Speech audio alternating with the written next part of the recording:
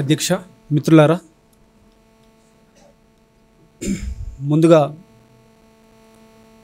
పాలస్తీనాలో చనిపోయినటువంటి అక్కడి పౌరులందరికీ కూడా నివాళులు అర్పిస్తూ, అదేవిధంగా భారతదేశంలో రాజ్యం చేత చనిపోయినటువంటి చంపబడుతున్నటువంటి భారత పౌరులకు సైతం నివాళులు అర్పిస్తూ, పాలస్తీనా ఇందాక మిత్రులు కవితలు చాలా చక్కగా చెప్పారు. సింపుల్గా చెప్పాలంటే అక్కడ పుట్టినటువంటి బిడ్డ ఆడపిల్లైనా మగబిడ్డ అయినా పుట్టినటువంటి బిడ్డ రిజిస్టర్లో నర్సు ఎంట్రీ చేయకముందే పుట్టినటువంటి బిడ్డ రిజిస్టర్లో ఎంట్రీ చేయకముందే తన చావును నమోదు చేసేటువంటి ఒక భూభాగం ఈ ప్రపంచంలో ఏదైనా ఉంది అంటే అది పాలస్తీనా. కాబట్టి ఇందాక చెల్లెళ్ళు చక్కగా చెప్పారు, పుట్టినటువంటి పిల్లలు తల్లి యొక్క మాతృ స్పర్శ ముట్టుకోకముందే చావును ముద్దాడుతూ ఉన్నారు. అయితే దీనికి సంబంధించి మనం అంటే చారిత్రకంగా చూసినట్టయితే ముఖ్యంగా తమ్ముడు ఇందాక చివరిలో చెప్పినట్టు 3 మతాలకు పుట్టినిల్లయింది జెరూసలేం. బయటికి కనబడేది యుద్ధం, ఒక దేశం మీద ఇంకో దేశం దండయాత్ర.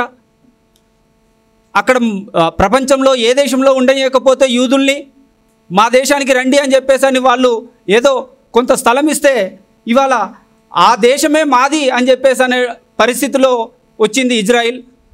ఇటువంటి పరిస్థితులలో మనము ముఖ్యంగా ప్రపంచ దేశాల్లో విద్యార్థులు విశ్వవిద్యాలయాలు ఒకవైపు పాలస్తీనాకు మద్దతుగా ఉంటే మనం ఉస్మానియా యూనివర్సిటీ వేదికగా ఇవాళ నిలబడ్డం అనేది చాలా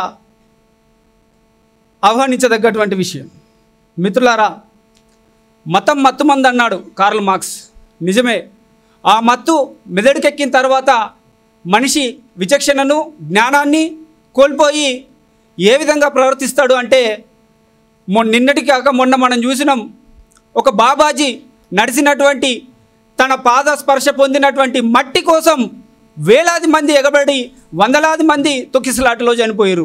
వాడు దొరుకుతలేడని చెప్పేసి పోలీసు వాళ్ళు చెప్తూ ఉంటారు, అది వేరే విషయం అనుకోండి. కానీ ఈ దేశంలో ఎక్కడో అడవుల్లో ఉన్నటువంటి ఒక ఆదివాసీ మాత్రం ఈయన రాజ్యానికి వ్యతిరేకంగా పోరాడుతూ ఉన్నాడు అని చెప్పేసి దొరకబట్టి చంపేస్తారు. ఇది మన దేశ పరిస్థితి. ఇది ప్రపంచవ్యాప్తంగా ఇట్లనే ఉందనుకోండి. మిత్రులారా, పాలస్తీనా విషయంలో ముందుగా చారిత్రకంగా చూసినట్టయితే అక్కడ ఇజ్రాయెల్ అనే దేశం లేనే లేదు.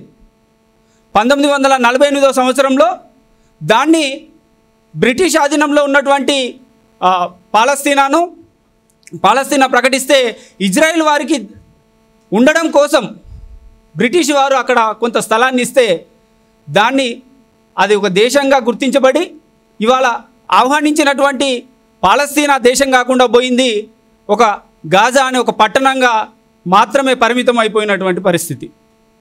మిత్రులారా, ఇటువంటి పరిస్థితి ఎందుకు వచ్చింది అని అంటే ముఖ్యంగా 3 మతాల కొట్టుకోవడం, అక్కడ ఉన్నటువంటి ఇందాక తమ్ముడు చెప్పినట్టు ఒక చెల్లె చెప్పినట్టు యేసు ప్రభువు పుట్టినటువంటి స్థలంలో ఇవాళ ప్రేమ లేకుండా అయినటువంటి పరిస్థితి.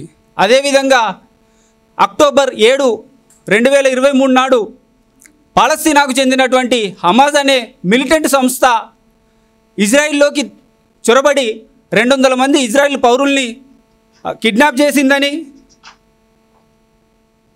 వాళ్ళ భూభాగంలోకి వచ్చిందని, వాళ్ళు విచక్షణారహితంగా కాల్పులు జరిపారని చెప్పేసి హమాజ్ను ఒక మిలిటెంట్ సంస్థగా ఆపరేషన్ ఆల్ అక్సా పేరుతో వాళ్ళు వెళ్ళడం జరిగింది. వాస్తవమే. కానీ నిజంగానే హమాజ్ అనేది మిలిటెంట్ సంస్థనా? వారు తమ దేశం కోసం మా దేశంలోకి చొరబడ్డటువంటి వ్యక్తుల్ని తరిమి కొట్టాలనేటువంటి ప్రయత్నంలో భాగంగా వాళ్ళు ఒక రకమైనటువంటి నిరసన తెలిపారు. అయితే అది రక్తపాతం రూపంలో అతివాదం లాగా పోయింది. కానీ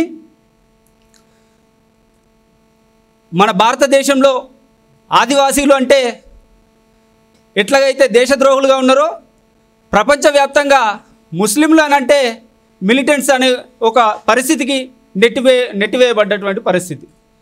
ఇటువంటి పరిస్థితులలో కనుమరుగైపోతున్నటువంటి మానవత్వాన్ని కాపాడుకోవాలని, అక్కడ చిందుతున్నటువంటి రక్తాన్ని ఆపాలని మనమందరం కూడా పాలస్తీనా ప్రజలకు మద్దతుగా నిలబడాలని చెప్పేసి అని కోరుతూ, మతం వల్ల వినాశనం తప్ప ఏది ఉండదు, మతం ప్రశ్నించడాన్ని మానుకోమంటుంది. మతం అంటే అభిప్రాయం మాత్రమే. ముందు మతం పుట్టిన తర్వాతనే మత గ్రంథాలు పుట్టుకొచ్చినాయి. మనిషి పుట్టిన తర్వాతనే మతం పుట్టింది.